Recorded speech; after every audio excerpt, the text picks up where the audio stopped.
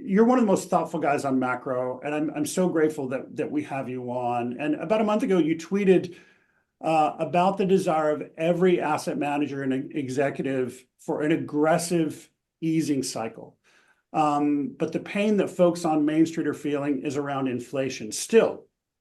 And by inflation, what I'm talking about is not necessarily the rate of inflation, but say the pricing levels.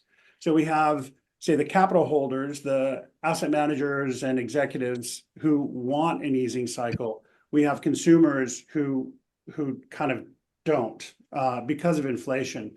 I've been thinking about this since you sent it out, and this may sound kind of like a naive question, but I'm honestly curious, why is there such a disconnect between these financial titans and normal Americans? Well, I think the desire from the financial titans is pretty straightforward, which is that financial titans always want easy money.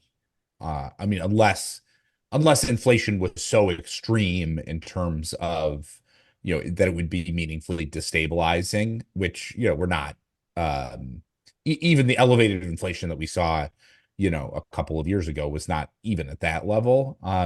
And so the titans of Wall Street and the coastal elites are essentially always incentivized to argue for easier monetary policy than is appropriate given economic conditions. And I think what we've seen in terms of this push for an aggressive easing cycle has been largely in line with that general, I'd say, set of incentives that's going on.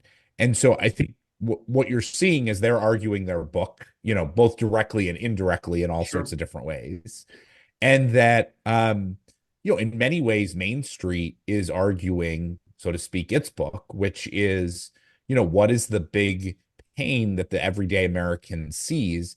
It's not employment on a day-to-day basis. The median household in America is employed, right? Right. Labor force, prime age labor force participation is basically at multi-decade highs. So, people are working, and their wages are going up pretty well, 4 or 5% a year on a per employee basis. I think the main challenge is that they see prices going up, and so of course that's the issue that hits in the forefront of their mind, right? It's not a problem they're employed. It's not a problem their wages going up.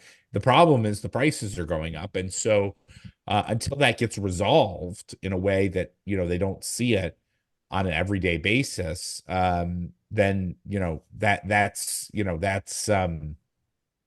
they're going to continue to say that is the primary Main Street problem. I think what they have a hard time doing on Main Street is balancing, well, what is the cost of, what could plausibly be the cost of bringing down that inflation? They're not, when you ask them that question, they're not thinking, okay, well, how do you balance these, and how much unemployment would you take, and how much of a risk of losing your job would you take in order to bring prices down? So it is a little bit an unqualified answer, so to speak, when you Sure.